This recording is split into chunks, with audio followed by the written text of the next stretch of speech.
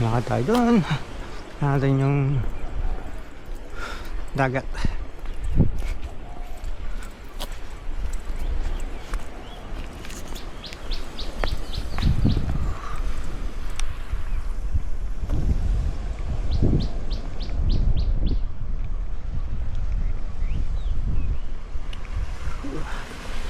Yep, boy!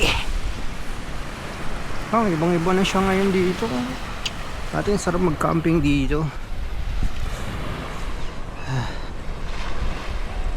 Ang kalat na.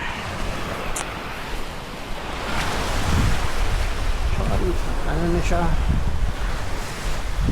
Kasi nabutas dito dati. Dito ang daan ng tubig. Ngayon nandito na. Matawid kaya tayo? Tingnan natin kung kaya. Uy! Uy! Buisit! Muntik pa nga mabasa. Ang tawa sa kalokohan. Yeah! Yun lang, paano tayo babalik? Tatalunin na lang natin yan. Yeah! Yan. Ito siya. Yeah, boy!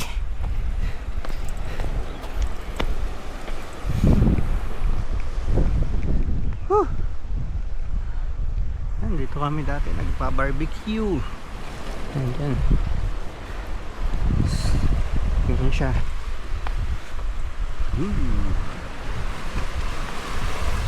Mabato. Minsan abot dito yung tubig. Sa area na to. Low tide kasi ngayon. Yeah. Lutang na lutang. Oh, ganda. Chill. Dito tayo. Natin dito. Sana hindi matulas. Yo! Diba?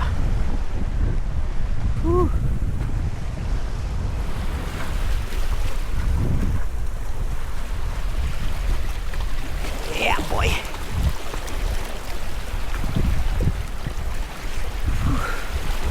Sarap maligo. Wala lang tayong pamalit. Hindi naman tayo swimmer. Hike bike lang tayo. Hike bike. So yun lang. Nakita ko lang sa inyo yung dagat na mabato. So balik na tayo. Actually padilim na siya. Kasi I think alas 6 na. So kailangan na natin bumalik. Kahit may flashlight tayo. Siyempre ang weakness natin multo. Baka makakita tayo ng mumu. Alright. Okay, ito yung challenge. Makakabalik ba tayo ng hindi nababasa? This is it. Okay, try natin dito muna. Oh shit. Muntik. Nice, nice, nice. Ito, malapit lang naman. So, kaya natin to. Yeah!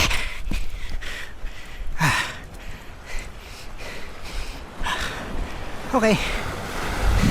Yun lang. Heading back na. Oops. Nga, papansin nyo, medyo madumi dito. Kasi nga yung wind direction, pag dito yung tapon ng wave, nadadala yung mga dumi. So, ang ending, marami mga plastic, mga kung ano-ano, styrofoam. Kaya paalala sa lahat, huwag magtapon ng dumi sa dagat. Kita nyo yung impact, oh. Yeah, disgusting. Okay, get ready.